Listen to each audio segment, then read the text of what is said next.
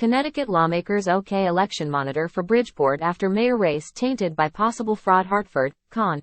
Connecticut lawmakers voted Tuesday to approve $150,000 in funding for a special election monitor for Bridgeport, as the state's largest city is enveloped in controversy after surveillance cameras recorded a woman stuffing pieces of paper into an absentee ballot drop box a week before the mayoral primary. Under the new legislation, the monitor will conduct inspections and investigations for the 2023 municipal election and the 2024 state election in Bridgeport. The possible electoral fraud incident is already the subject of a state elections investigation and a civil lawsuit filed by the candidate who lost the primary. The measure overwhelmingly cleared the House of Representatives and Senate during a special legislative session. Republicans in the Democratic-controlled General Assembly insisted Connecticut must take more steps to tighten its electoral laws and ensure confidence in elections across the state. It's necessary to show the people of Connecticut that we're not going to tolerate people undermining our election process, said State Senator Rob Sampson, a Republican from Wolcott. He said the video confirmed his fears about how absentee ballots can be misused. Sampson, as well as Republicans in the State House, unsuccessfully tried to amend the election monitor bill to get rid of drop boxes from outside all 169 city and town halls. Democrats said more needs to be learned about the video.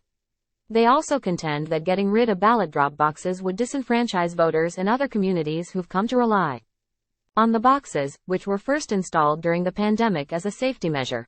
House Speaker Matt Ritter, a Democrat from Hartford, said his party takes the allegations of electoral fraud very seriously. The one question for today is, do you take a wrecking ball approach and ban everything for everybody else? Ritter said, or do you try to use more of a scalpel approach in dealing with a situation we all agree is serious? Republicans unsuccessfully attempted to pass other measures, including tougher criminal penalties for election lawbreakers and mandatory minimum prison sentences for those convicted of election crimes. Bridgeport Senator Marilyn Moore, a Democrat who also lost a mayoral primary to incumbent Mayor Joseph Ganim in 2019 that's currently under a separate criminal investigation, said the General Assembly should focus now on the election monitor and wait to hold a public hearing on other proposals.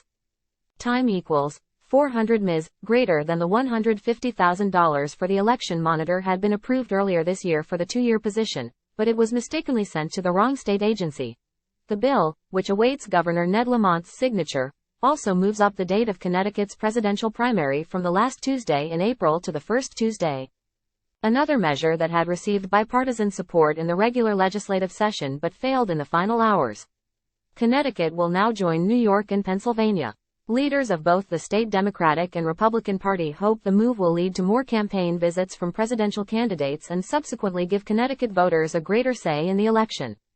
Time equals 400 Ms. greater than approval of Bridgeport's election monitor comes as John Gomes, who lost the September 12 Democratic primary to Ganim by 251 votes, has asked the state judge to either declare him the winner or order a new primary. The judge has given lawyers in the case until next month to review voluminous amounts of evidence in the case. Time equals 400 Ms. greater than the videos, taken by city-owned security cameras, were made public by Gomes, Bridgeport's former chief administrative officer, days after he lost the Democratic primary. Excerpts posted by the Gomes campaign purport to show a woman visiting a drop box outside Bridgeport's City Hall annex multiple times during the early morning hours.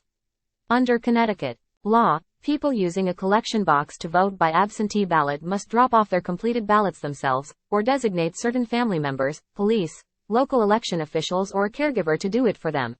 Ganim has said he did not condone, in any way, actions taken by anyone including any campaign, city, or elected officials, which undermines the integrity of either the electoral process or city property.